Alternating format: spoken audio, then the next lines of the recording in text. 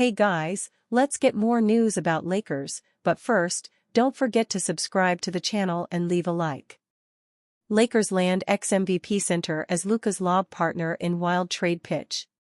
The Los Angeles Lakers will prioritize looking for a center this offseason following their disappointing first-round exit in the NBA playoffs, where their lack of size in the middle was exposed. Bill Simmons of The Ringer proposed a wild trade idea where the Lakers would gamble on Philadelphia 76ers franchise star Joel Embiid and his 31-year-old creaking knees to run with Luka Doncic and LeBron James without giving up Austin Reeves.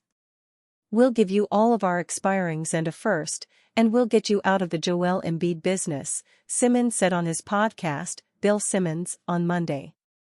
"Here's your get-out-of-jail-free card right now. You don't have to deal with him anymore." The Lakers can theoretically offer Maxi Kleber, Dorian Finney-Smith, Gabe Vincent and Rui Hachimura and their 2031 first-round pick. They also have 5 pick swaps to use as a sweetener. But Simmons' hypothetical trade will leave the Lakers $5.2 million below the first apron and $17.1 million under the second apron, assuming James picks up his player option, with at least 5 roster spots to fill to get league minimum of 14. In the same podcast, Simmons guest Ryan Russillo said Embiid could be had before his season-ending surgery.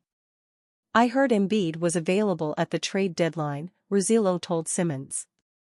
Simmons was in disbelief. "Come on, we're getting on hoops hype tomorrow," Simmons told Russillo. "It may have been a would you, but I think this happens all the time.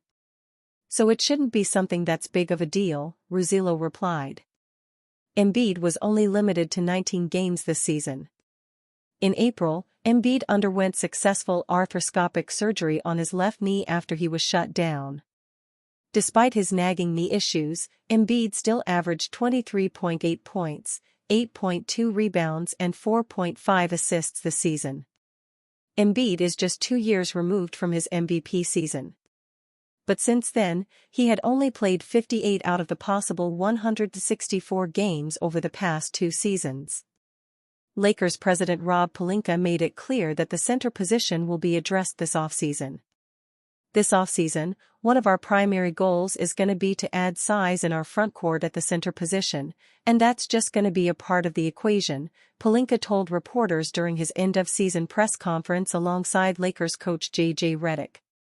So, what exactly is Pelinka looking for in the next Lakers starting center after the team rescinded the Mark Williams trade at the deadline?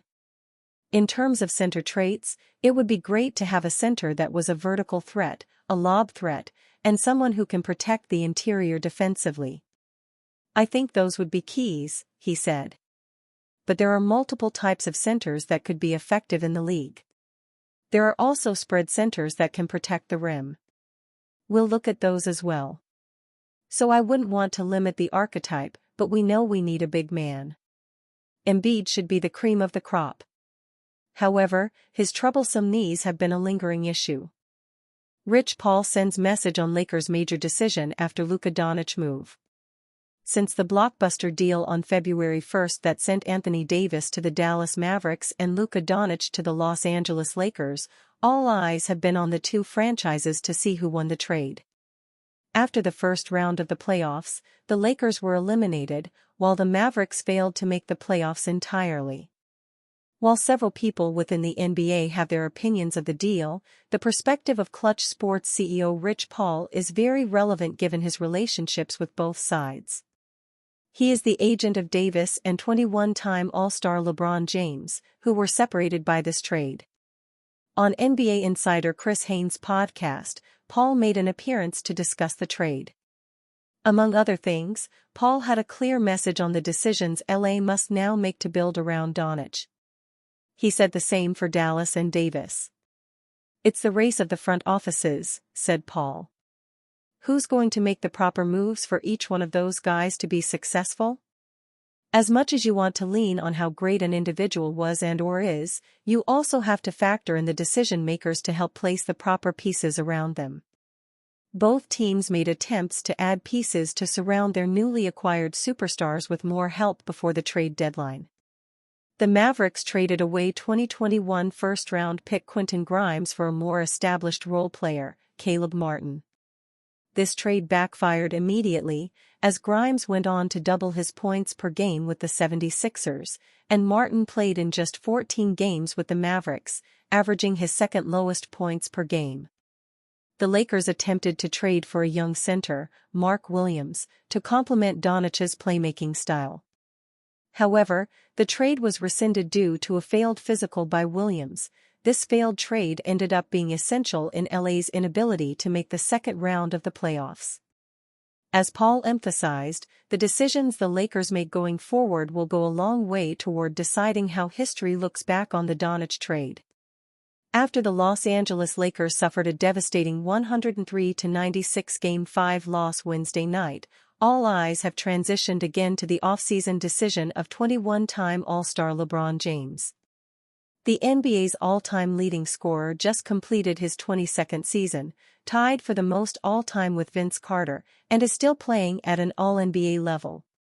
While James did not reveal whether he would return for his 23rd season, reports have arisen that should he decide to return with the Lakers, he would not be taking a pay cut to help further construct the roster, via Jovan Buha and Sam Amick of The Athletic. James has a player option for the final year of his deal worth $52.6 million, over a third of the team's payroll for next season.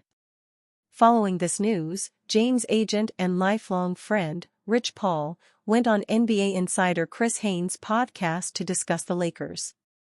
"I just really didn't think that the roster for the Lakers was anywhere close to a championship-type roster, you know? And that's not making excuses. It's just a fact," said Paul. "And it's very hard to build a team for today and tomorrow. You've got to have assets. You've got to have cap flexibility. You've got to have draft capital." While some may overlook these statements due to it being the opinion of an agent, it feels rather important due to the strong bond he and James have. The four-time MVP has not shied away from demanding roster additions in the past, not just with the Lakers but with the Miami Heat and Cleveland Cavaliers as well. Lakers general manager and president of basketball operations Rob Pelinka has already spoken on the expectations of the 20-time All-NBA selection. "I think LeBron's gonna have high expectations for the roster, and we're gonna do everything we can to meet those," said Pelinka, via NBA on ESPN.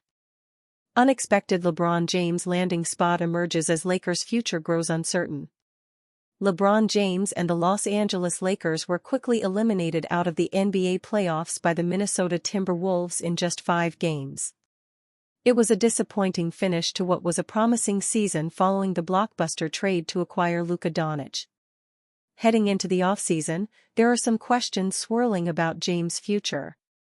Jovan Buha and Sam Amick of The Athletic have reported that James has not ruled out the idea of finishing his career with a team other than the Lakers. So, might James think about finishing his career elsewhere in pursuit of a 5th ring? When posed that question, both league sources close to James and team sources would not rule that possibility out. And that was before the revealing elimination game, they wrote. While it's not incredibly likely that James will leave Los Angeles, where could he go if he does choose to explore other options?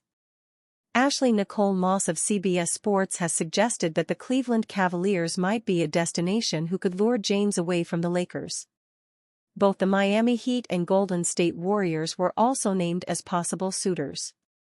Joining the Cavaliers would likely be of interest to James. They are his hometown team and the franchise who drafted him. He also returned home and brought the city of Cleveland a championship after he wrapped up his tenure with the Heat. Add in the fact that the Cavaliers were the best team in the Eastern Conference during the 2024-25 NBA season and the fit looks even more intriguing. Even at 40 years old, James played in 70 games throughout the 2024-25 campaign. He averaged 24.4 points per game to go along with 8.2 assists, 7.8 rebounds, and a steal. James also shot 51.3% from the floor and 37.6% from three-point range. And you fan? What do you think about LeBron James' situation?